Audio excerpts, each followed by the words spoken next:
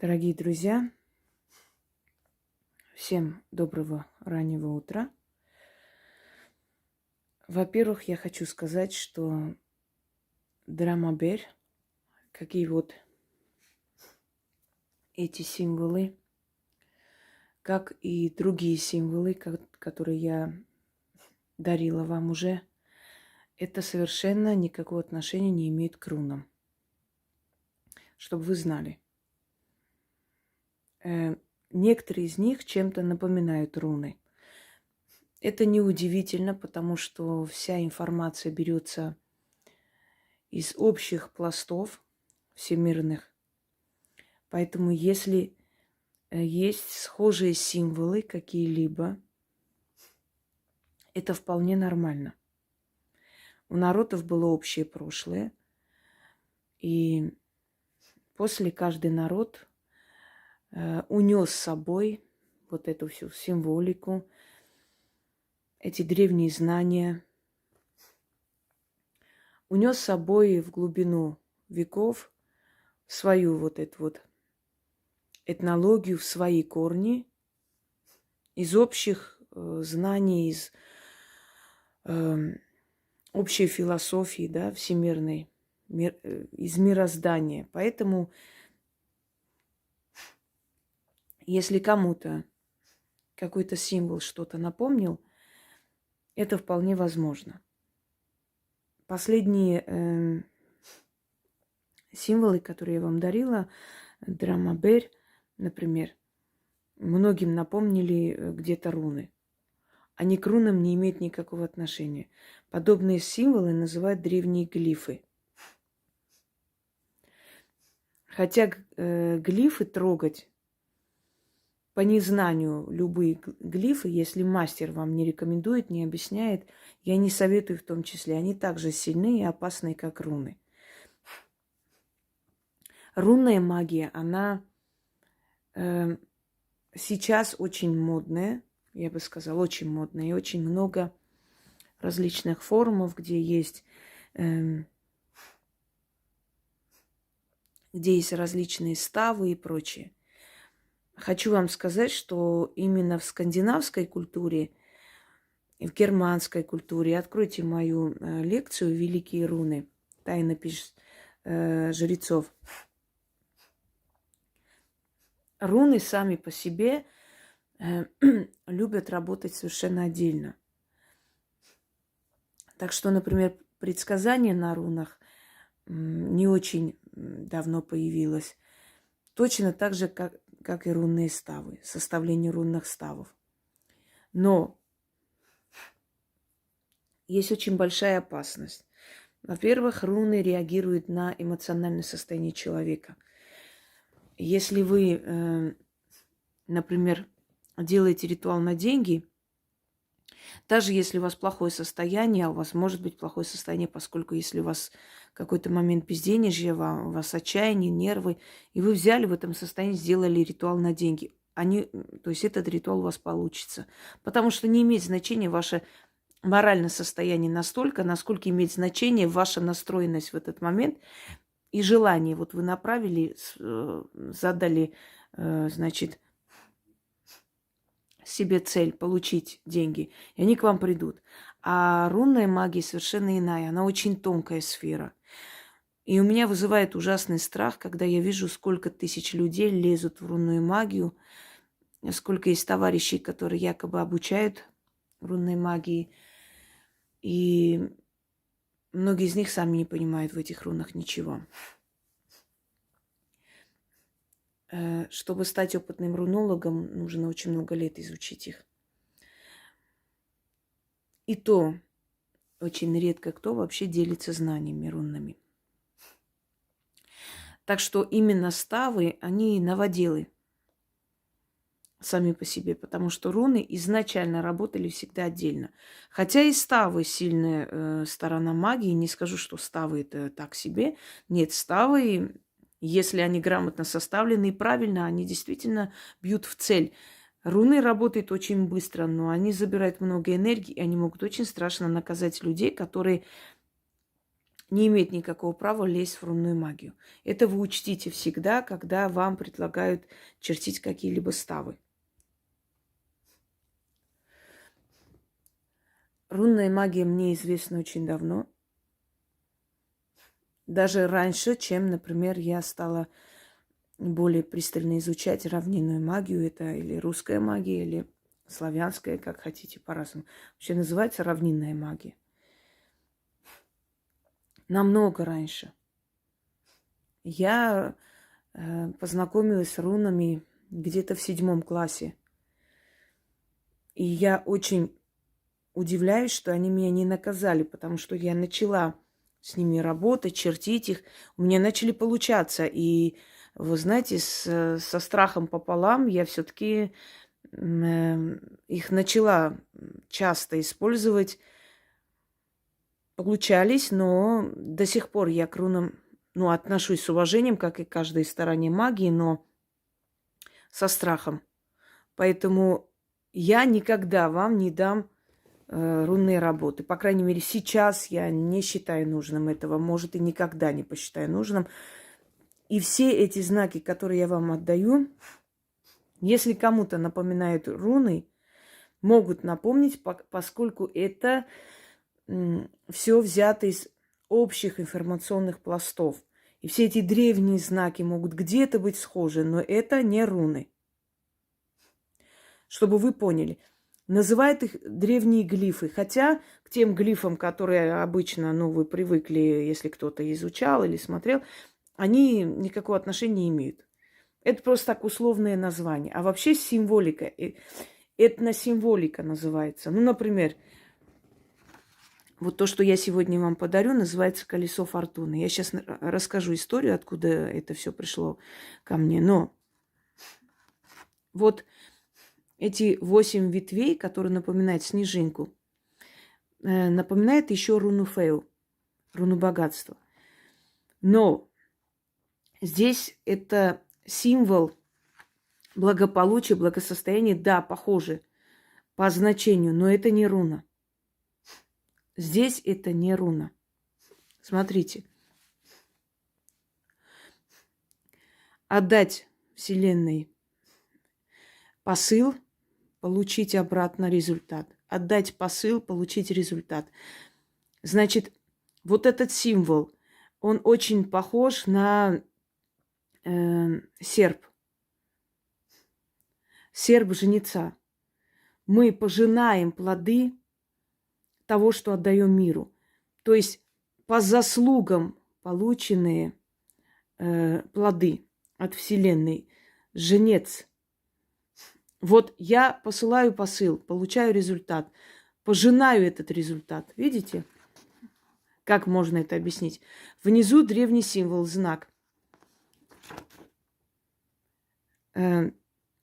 Далее. Здесь сумма, которую я хочу получить в данный момент. Хочу получить быстро. Вы можете другую вносить. Он чем-то похож на драмабер, но немножко другой. Далее.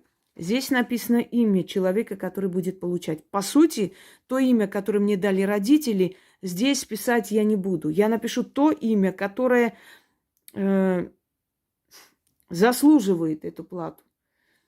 Потому что Анна при рождении и Инга – это разные сущности, хотя один и тот же человек.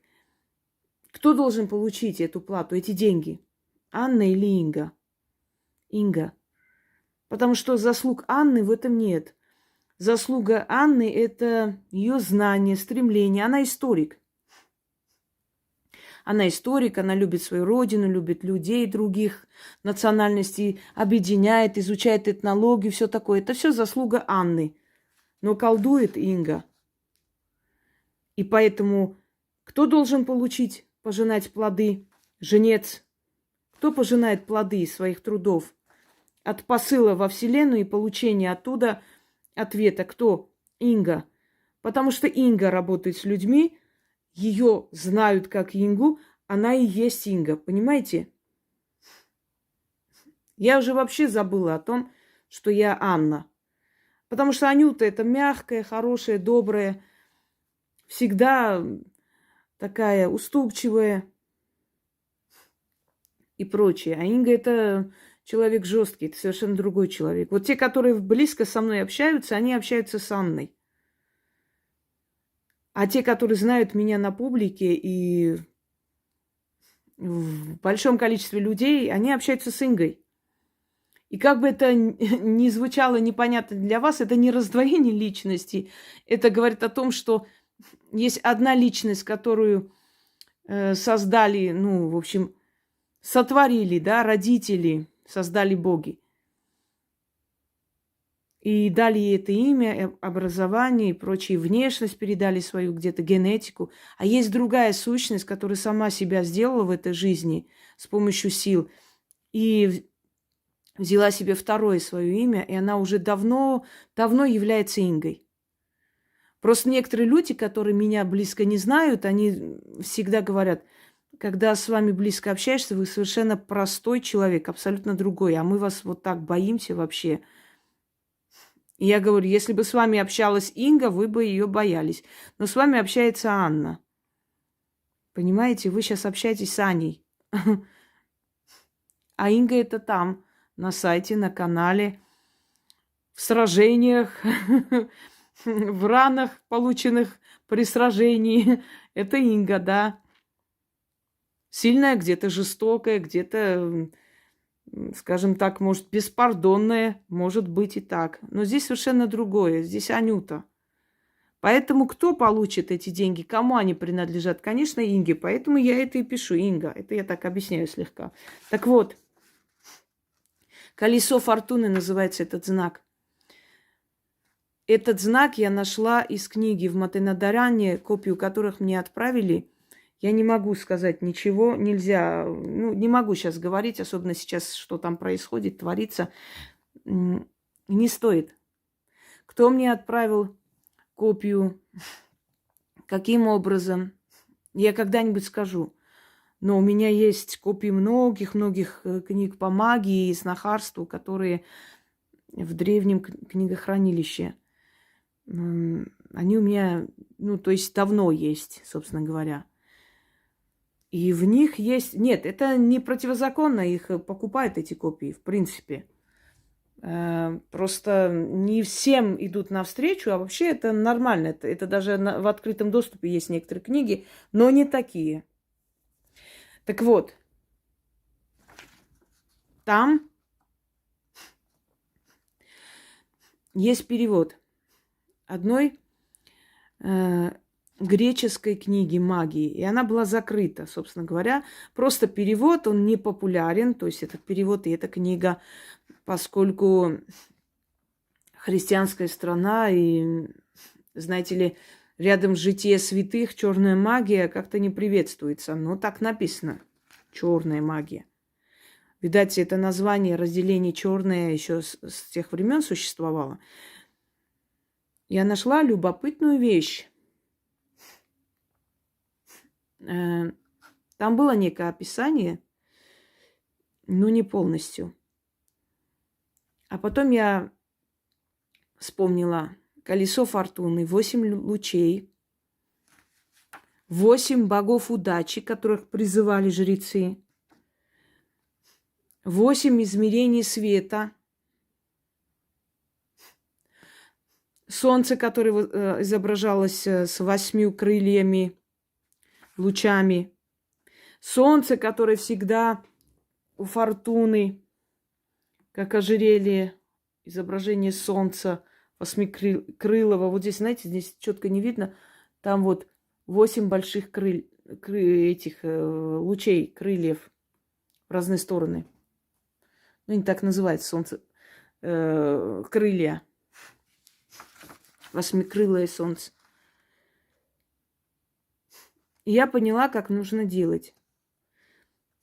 Я это испробовала. Работает очень быстро и очень сильно. Это очень древний знак. Естественно, я составила созыв 8 богов. И, естественно, я поняла объяснение всему этому. И дарю вам. нанесите это маркером или карандашом на чистый лист бумаги. 8, значит, лучей, как подснежник. Именно таким образом наносим, вот как здесь. Внизу знак благополучия древний. Он может где-то еще встречаться, поскольку это часто встречаемый знак. Ну, немножко в другом ипостаси, и по-разному он изображается, но такого типа. Это как источник, вечный источник с небес, получаемый нашей просьбой и результатом от того, что мы заслужили. Пишите посредине ваше имя. 8 раз читайте. Вот, значит, таким образом соединяя свечи, чтобы было 8 крыльев. Это тоже считается, этот луч. Хоть он и не горит, их должно быть ровно 8. Так можете соединить.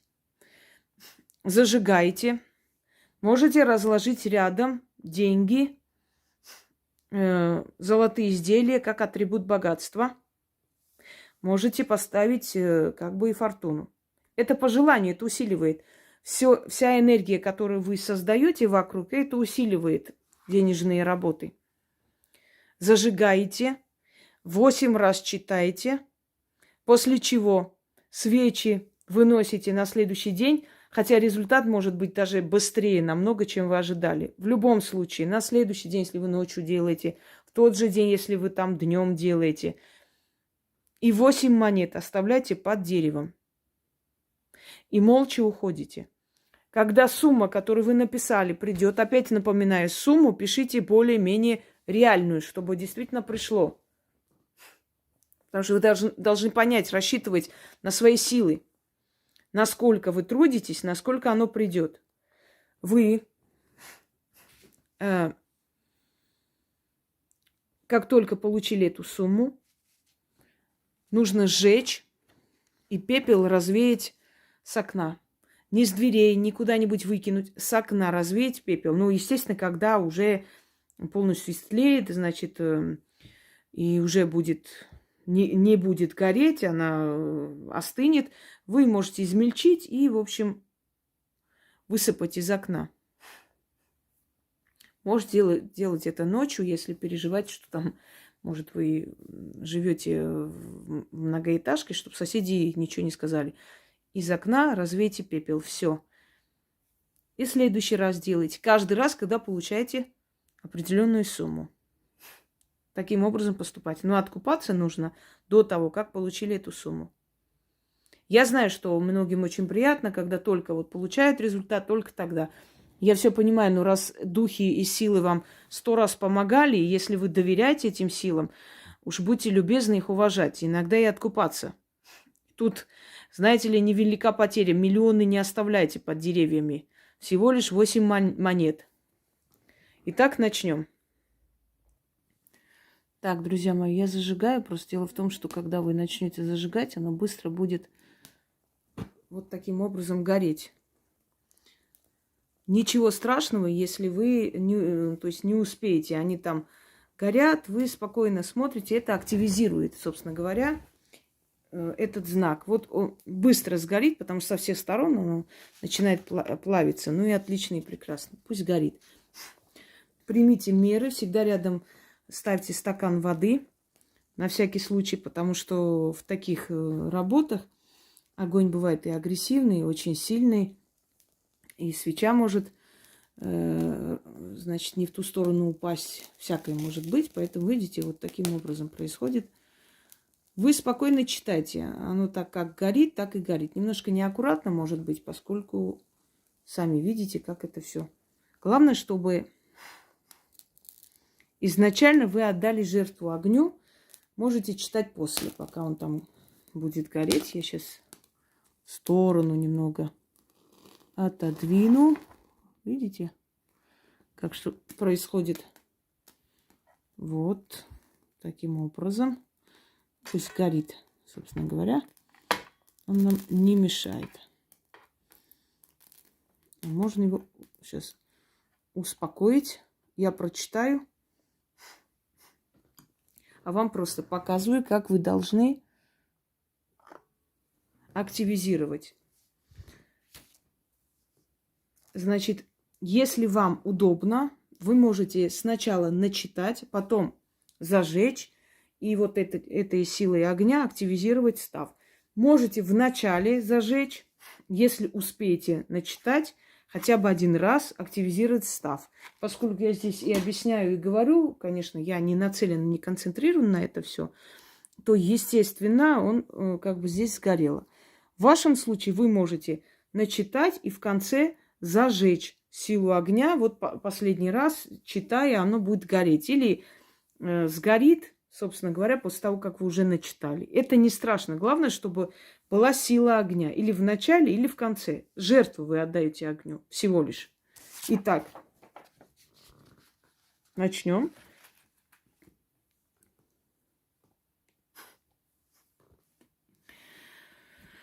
Так, секунду. Угу.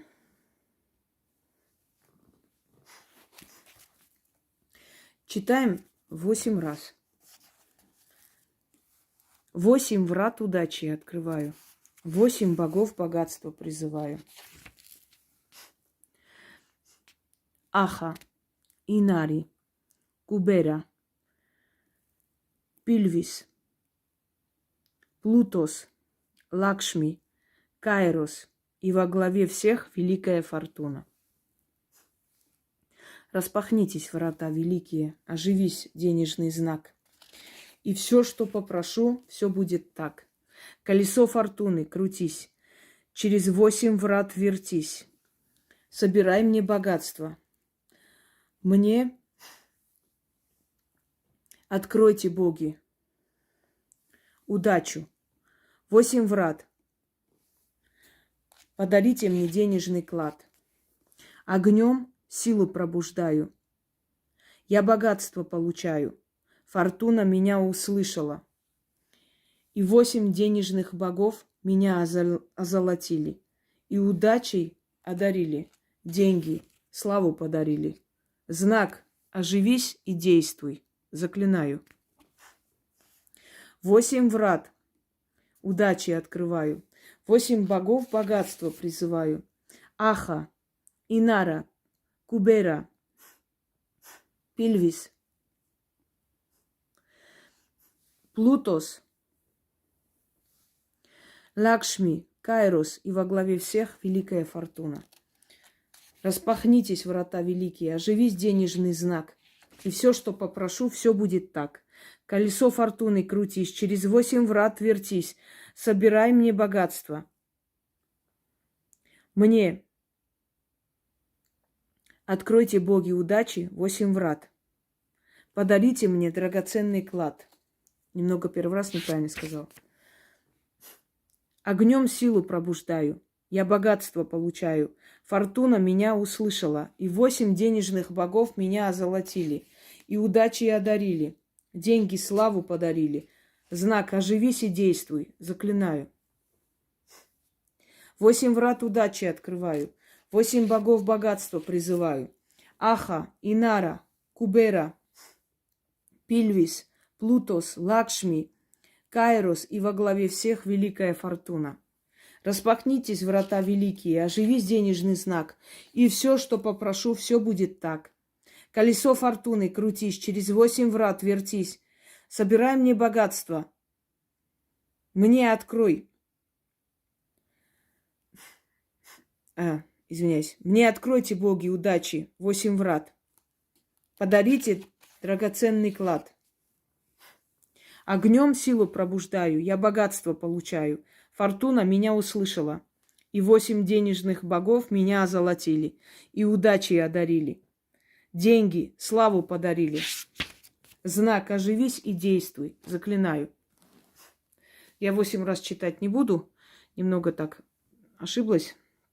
Но ничего страшного. Усталость сказывается, поскольку сейчас у нас который час? 7:12. Да. А я еще не спала. Между прочим, очень много успела сегодня. Прям генеральную уборку сделала и вообще все дела сделала. Молодец я, одним словом. И думаю, дай-ка зайду еще и на канал, чего-нибудь подарю. Но я, если честно, это давно хотела подарить вам. Все готовилась, писала, переписывала, но...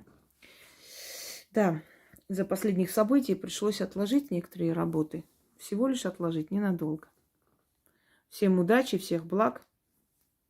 Действуйте, и все у вас получится.